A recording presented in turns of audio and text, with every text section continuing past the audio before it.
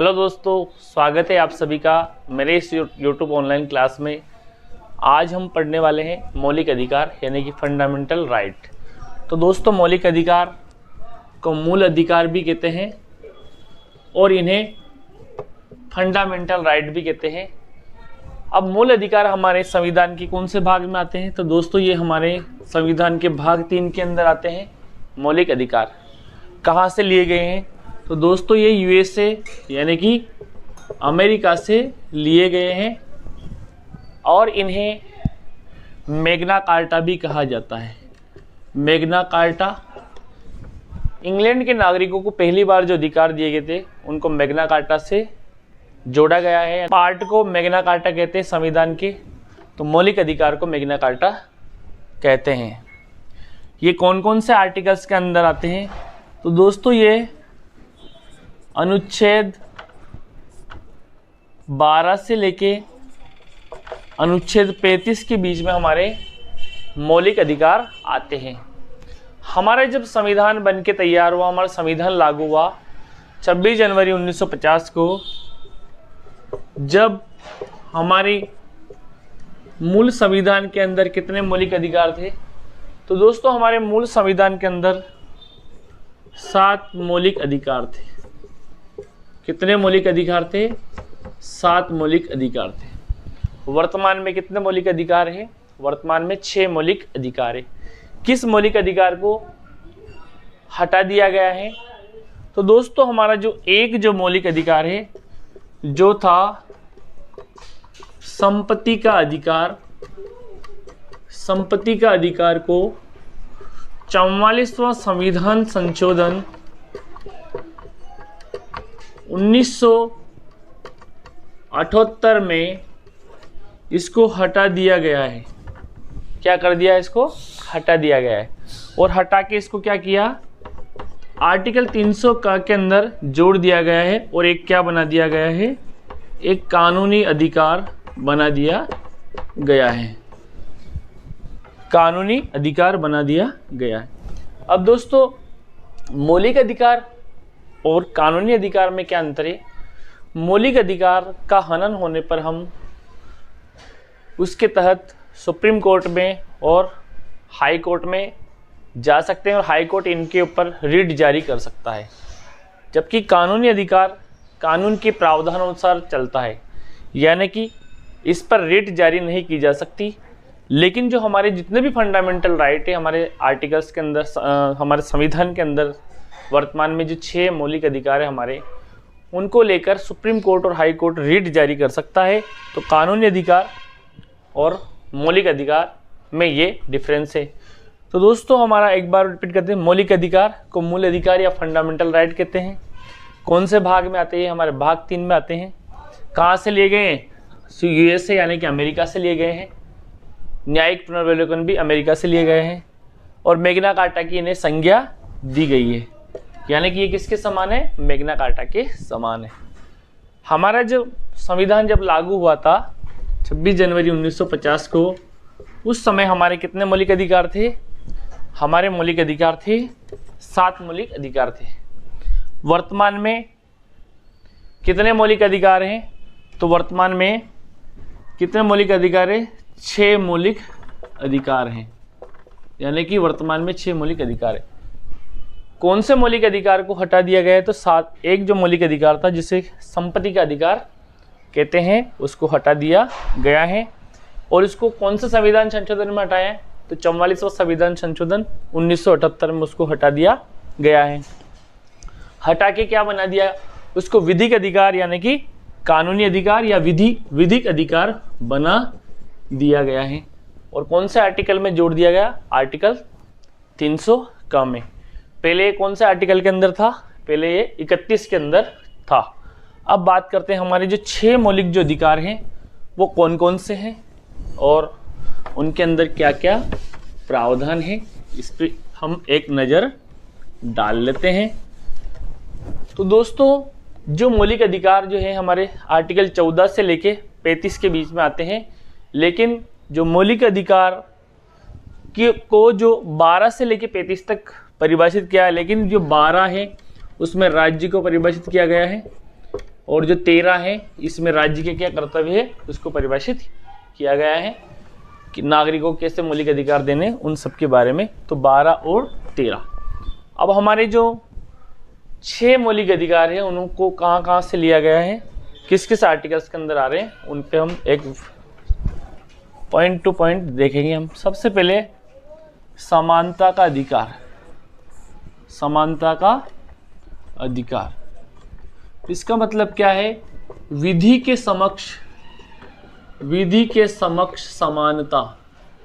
विधि के समक्ष क्या है, सभी नागरिक, यानी कि कानून की दृष्टि से, सरकार की दृष्टि से हर नागरिक क्या है, समान है। दूसरा है, ये कौन से आर्टिकल में आते हैं, 14 से 18 के बीच में आते हैं। 14 के अंदर क्या गया है, विधि के समक्ष समानता। 15 में क्या कहा गया, लिंग, वंश, धर्म, जाति और जन्म स्थान के आधार पर राज्य किसी के साथ भेदभाव नहीं करेगा। 16 के अंदर क्या कहा गया है, लोक नियोजन में अवसर की समानता। 17 के अंदर अस्पृश्यता का अंत, छुआछूत का अंत। 18 के अंदर उपाधियों का अंत। तो ये चारों आर्टिकल्स, पांचों आर्टिकल 14, 15, 16, 17 और 18 इसका उल्लेख समानता के अधिकार के अंदर है। दूसरा जो हमारा मौलिक अधिकार है, स्वतंत्रता का अधिकार। तो दोस्तों स्वतंत्रता का जो अधिकार है वो हमारे आर्टिकल 19 से लेके 22 के बीच में आता है।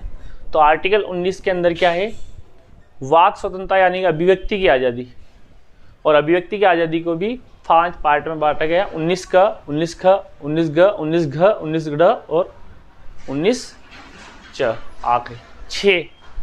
इसके अंदर 6 पार्ट है। 19 के अंदर 19 का बोलने की स्वतंत्रता, फिर आपस में सभा करने की स्वतंत्रता, मंच पर सभा करने की स्वतंत्रता, समूह बनाने की स्वतंत्रता, आवागमन की स्वतंत्रता।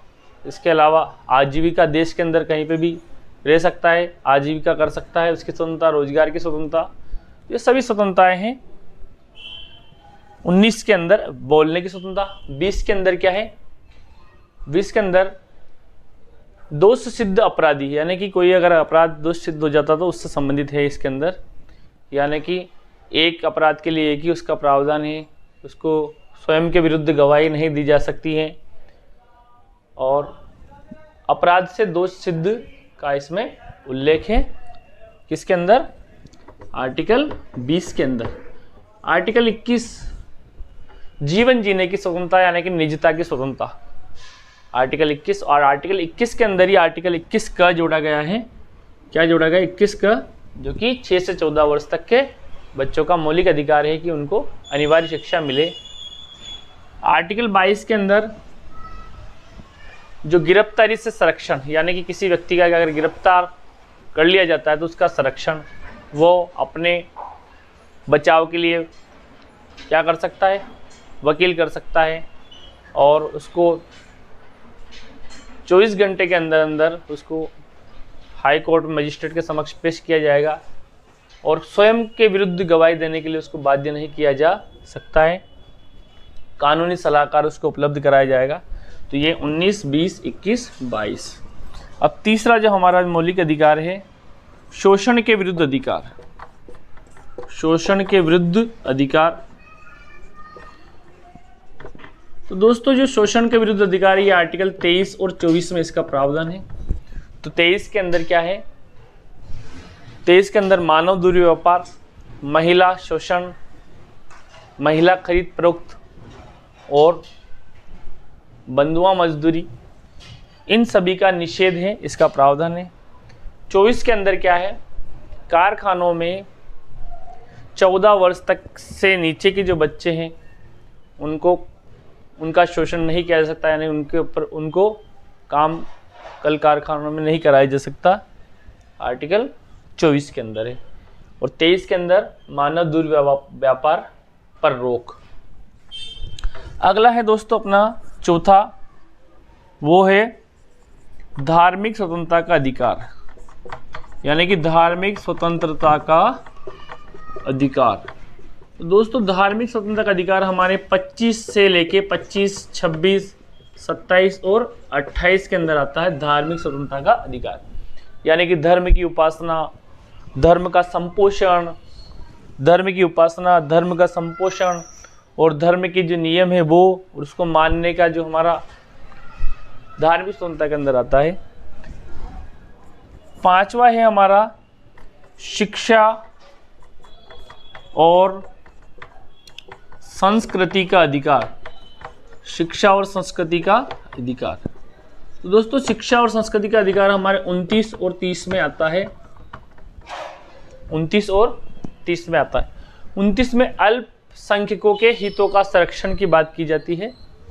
29 के अंदर उनके हितों का संरक्षण किया जाएगा और 30 के अंदर अल्पसंख्यकों की जो एजुकेशंस, जो पाठशालाएं हैं, उनकी जो संस्कृति है उसको बचाने के लिए, जैसे मदरसा है, इस तरह से जैसे अल्पसंख्यकों के हितों का संरक्षण और उनकी जो एजुकेशंस है उसके लिए प्रयास किया जाएगा, अलग से उनकी संस्कृति बची रहे। आर्टिकल 30 के अंदर जैसे मदरसा, बोर्ड्स वगैरह के स्कूल हैं उसके लिए।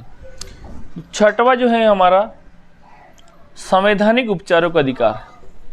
संवैधानिक उपचारों का अधिकार ये बहुत ही महत्वपूर्ण अधिकार है। संवैधानिक उपचारों का अधिकार।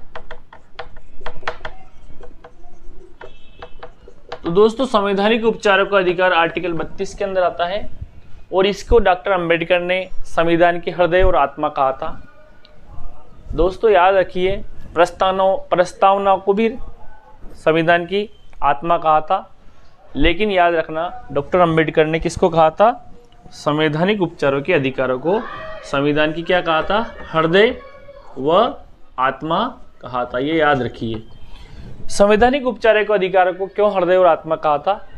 यदि ये जितने भी मौलिक अधिकार आपको बताए, चाहे समानता को हो, स्वतंत्रता का हो, शोषण के विरुद्ध हो, धार्मिक स्वतंत्रता का हो, शिक्षा और संस्कृति का हो, इनके तहत ये आपको मौलिक अधिकार दे दिए गए। लेकिन अगर इन मौलिक अधिकार अगर आपको प्रॉपर नहीं मिल पा रहे हैं या इनमें आपके किसी भी मौलिक अधिकार का हनन होता है, तो इसके तहत आप कहाँ जाएंगे? तो दोस्तों संवैधानिक उपचारों के तहत आप आर्टिकल 32 के अंदर आप लिखा हुआ है कि आप 32 के अंदर कहाँ जा सकते हैं? सुप्रीम कोर्ट में। और आर्टिकल 226 के तहत आप कहाँ जा सकते हैं? HC यानी कि हाई कोर्ट में।